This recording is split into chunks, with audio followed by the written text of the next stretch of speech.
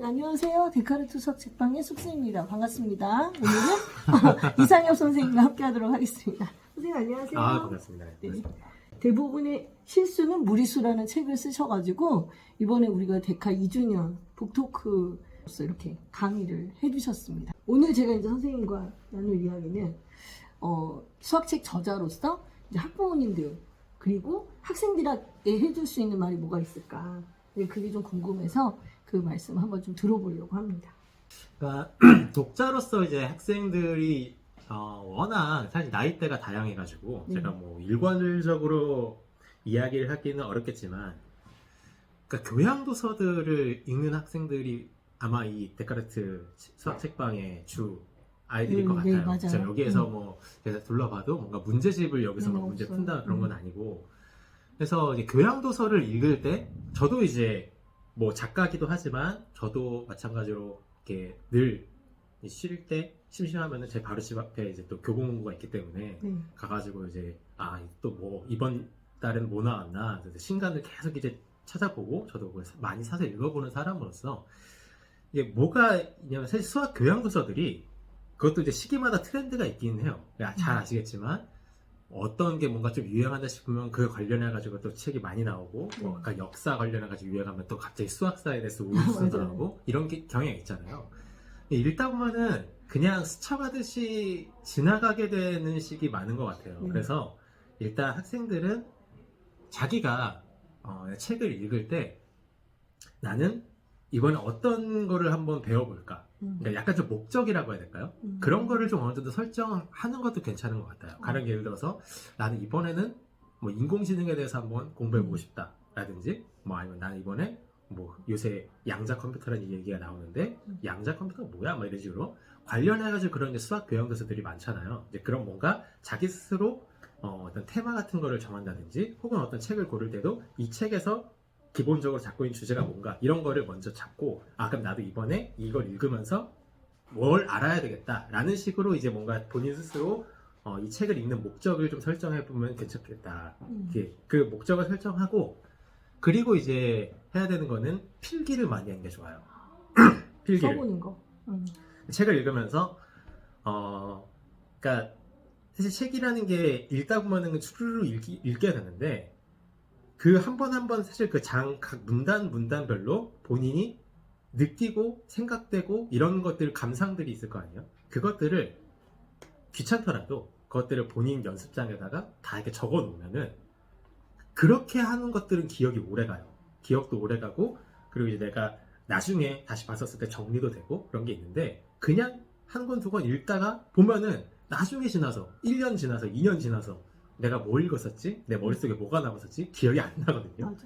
그게 정말 수학 교양 도서의 특징이에요. 그러니까 정말 문제집 같은 거를 차라리 공부하고 시험 공부를 한다. 그러면 그거 나름대로 뭔가 점수로 남다든지 내가 이제 문제를 손으로 많이 풀다 보니까 오히려 머릿속에 기억이 남지만, 교양 도서는 읽고 그냥 접어두고 이렇게 되면은 안 남는다는 거죠, 머릿속에. 그래서 의식적으로라도 수학 교양 도서를 읽을 때는 꼭 필기를 하면서 여기 각 문단별로 여기에서 말하는 건 뭐였고, 내가 생각한 건 뭐였고, 이때 어떤 궁금증이 생겼고, 질문들이 생긴 것도 다 그때 적고, 그렇게 해서 자발적으로 주도적으로 그거를 책을 봐야 된다. 좋은 생각이다. 학생들한테는 꼭 그런 얘기를 해주고 싶었고요. 네, 학부모님들한테는 어떤 말씀을? 학부모님들은 보통 이제 저도 이제 그 현장에서 강연 많이 다니고 할 때 학부모님들 많이 뵙고 하지만, 자녀들에게 책 사주는 거는 좋아하는데 본인이 좀 많이 읽으셨으면 좋겠다. 쉽지 않죠. 그러니까 그러시는 분도 있어요. 그러니까 책을, 아이들을 공부시키는 것도 중요하지만 그 본인들께서 먼저, 그러니까 그 공부라는 게 꼭 내가 내 자녀들의 어떤 질문에 대한 답변을 해주기 위해서 공부한 그런 개념이 아니라, 본인 스스로도 이제 평생 이제 어쨌든간 그 수학이라는 게 취미 활동으로서도 매우 좋거든요. 맞아요. 그러니까 취미 활동 좋다는 게 아까 뭐 그런 이야기도 들었었지만, 내가 뭐 평소에 이제 유튜브 영상 보고 뭐 이제 TV 보고 하다가 어느 순간 무료해지기도 하고, 너무 내가 시간을 좀 너무 타임 킬리하고 있다 이런 느낌이 들 때 한 번씩 이제 수학 그런 이론들 끄적끄적 해보고 본인도 공부해보고 하는 게 그게 정말 그 시간 지나고 나서 많이 남아요. 그리고 수학이라는 거는 정말 범용적이기 때문에 그렇게 내가 사실은 조금씩 해놨던 것들이 이게 나중에 이제 뭉쳐지게 되면은 그 이제 관련 이제 현안에 대해서 뭔가 어떤 이제 수학적인 그런 지식 같은 게 필요할 때 내 마음의 문턱도 낮아지게 되니까 맞아요. 그러니까 보다 더 이제 어떻게 말을 표현해야 될까요? 깨어 있는 사람이 될 수 있다. 그건 우리도 되게 많이 느끼는 부분이거든요. 그래서 저 같은 경우도 저는 이제 전공은 수학을 전공했었지만 근데 이제 뭐 가령 예를 들어서 어떤 대학에서는 제가 이제 인공지능 관련해서 강의도 하고 그리고 근데 수학이 너무나 범용성이 좋아서 그러니까 뭐 내가 어떤 예를 들어 금융을 공부하고 싶다 그러면은 그것도 다 사실은 다 수학이고 맞아요. 그렇죠? 컴퓨터 공부를 다 사실은 다 수학이거든요. 그래서 내가 그 쌓아놨었던 자양분들이 사실은 사회에 어떠한 현안을 공부하려고 해도 사실은 다 접목이 되니까 학부모님들께서도 이렇게 수학을 너무 학창시절 내가 공부했었던 그런 마인드로 폐쇄적으로 닫아둘 게 아니라 기왕 아이들에게도 어차피 책 읽을 거 이참에 학부모님들께서도 좀 그래 나도 한번 공부해볼까? 라는 마음으로 접근해줬으면 좋겠다.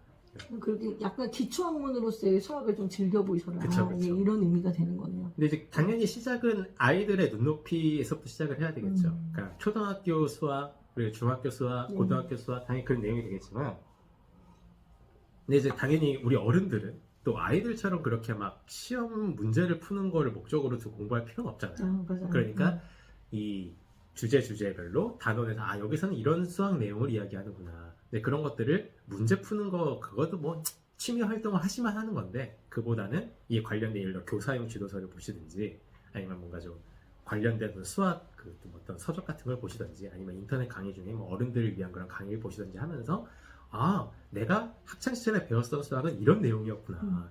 이게 수학사적으로는 어떤 의미가 있고 이게 되게 그 재발견을 하시게 될 거예요. 특히 어른들이 보면 더 그렇죠. 더 그쵸. 이제 좀 위에서 내려다보는 그런 형태가 되니까. 그럼요. 네. 근데 저희 책방에 실제로 그런 분들이 많으세요. 우리 아이들 때문에도 오셨지만 본인이 또 수학을 또 되게 재밌게 공부를 하시고 벌써 2년 정도 되니까 그런 분들이 단골이 되신 거예요. 그쵸. 네, 아까 오셨던 분들 중에서도 그런 분들이 계시고. 기왕 어른 얘기 나왔으니까 선생님들. 네. 선생님들한테 한마디 더. 그러니까 선생님들께서도 아마 인스타 뭐 라이브나 이런 거 보시는 분들 많을 거고 할 텐데 그러니까 아이들 학생들 지도하시면서 저도 이제 현장에서 이렇게 그런 교육청이나 이런 데 연수 같은 거 많이 다니고 하는데 물론 되게 열정적으로 학생들을 지도하시려고 하는 교사분들도 정말 많고 그러니까 저도 이제 현장에서 그런 연수를 다니면서 저도 이렇게 영감을 받을 때도 있지만 또 상당수 많은 또 교사분들은 약간 좀 이제 뭐라 해야 될까요? 그러니까 루틴하게 그냥 강의를 하시는 분들도 많게 되는 것 같아요. 영혼이 이제 상실이 그쵸. 돼가지고. 그래서 저는 꼭 선생님들에게 늘 말씀드리는 게 이게 항상 강의안을 쓰셔라. 본인 스스로 이제 교환을 꼭 작성을 해보셨으면 좋겠다. 이제 그리고 이제 만들면 사실 선생님들이 이제 학교의 선생님들은 또 본인이 그거를 마음대로 자기가 이렇게 어떤 그 교재 같은 거를 막 설정할 수는 없잖아요. 하지만 본인이 그런 교환들 만든 거를 꾸준히 만들어 놓고 꼭 책으로 엮어보셔라. 그거를 꼭 말씀드리고 싶어요. 그러니까 이게 교환을 써보신 분과 안 써보신 분의 차이가 실제로 매우 크고 써보시면은 그 학생들에게 가르치려고 하면서 다시 이제 본인들께서도 임용고시 공부하고 할 때 임용 준비하고 할 때 했던 수학을 지금 이제 다시 시각에서 다시 바라보면은 또 새롭게 보일 거예요.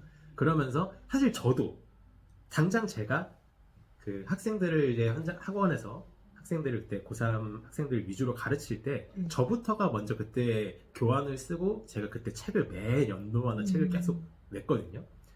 제 커리큘럼을 만들고 그러면서 사실 제가 수학을 좋아하게 된 거예요. 그 전에 제가 대학교 때 수학 전공하고 할 때 내가 수학을 좋아했냐 하면 사실은 저는 수학을 싫어했어요. 저는 그래서 수학 단일 전공하는 거가 제가 너무 싫어서 전 경제학을 복수 전공을 했고 사실 처음에는 회사를 취업을 했었어요. 그래서 수학은 실은 저에게 학문이었었는데 제 학문으로서 수학이 뭔지도 몰랐지만 아까 말씀드린 것처럼 제가 어쩌다 이제 우연한 계기로 학원에서 학생들을 가르치면서 제가 교환을 써보면서 그리고 제가 책도 내면서 하다 보니까 이게 수학이 내가 알던 그런 게 아니었구나. 사실 정말 재밌는 세계였구나라는 걸 나중에 알게 된 거예요. 그러면서 지금까지 계속 취미로 공부를 하게 되는 거죠.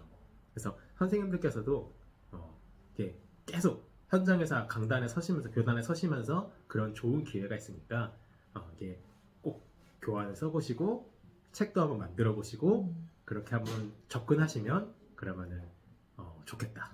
뭐 구체적인 예시를 들자면 네. 예를 들어서 고등학교 1학년 때 집합이라는 걸 배워요. 네. 네, 집합을 그 고등학교 1학년 아이를 가르칠 때 이제 명제에서 예를 들어서 공허참. 근데 공허참이라는 게 정권부가 이제 그 부정인 경우 그때는 정권부가 부정이면은 그 명제는 무조건 참이 되잖아요. P이면 Q이다 해서 P가 거짓이면은. 근데 그거를 학생들에게 지도해 줄 때 학생들에게 왜 P이면 Q이다 해서 P가 거짓이면은 무조건 이 명제는 참이 되는가라는 거를 아이들에게 정말 와닿게 설명하기 위해서는 결국에는 그걸 파괴되는 거죠. 그 이론은.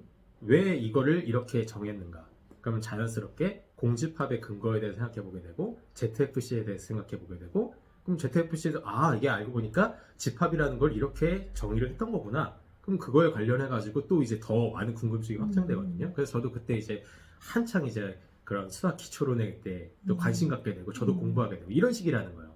오히려 어른이니까. 그리고 사실 선생님들 같은 경우는 본인이 또 이제 어려운 공부를 했었으니까. 그러니까 이제 더 깊이 있게 파고들 수가 있는 그 기량은 사실 이미 백그라운드로 갖춰져 그렇죠. 있다는 거죠. 근데 그거를 사실은 내가 직접 교환을 써보기 전에는 그런 궁금증이 나도 잘 안 생겨요. 맞아.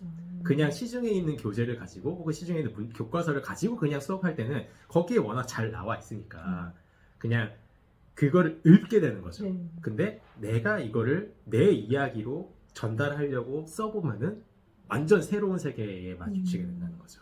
되게 좋은 말씀이세요, 선생님 진짜. 네. 오늘 어떻게 하다가 갑자기 이렇게 가쁜 유튜브 영상을 찍게 됐는데 아무튼 선생님 너무 감사합니다. 네, 잘 전달하도록 하겠습니다. 제가 뭐라고 이렇게 이런 얘기 해도 되는지 모르겠지만 일단 현장에 계신 선생님들도 네. 학부모님들도 아이들도 다들 화이팅입니다. 네, 감사합니다. 감사합니다. 들어가세요. 네.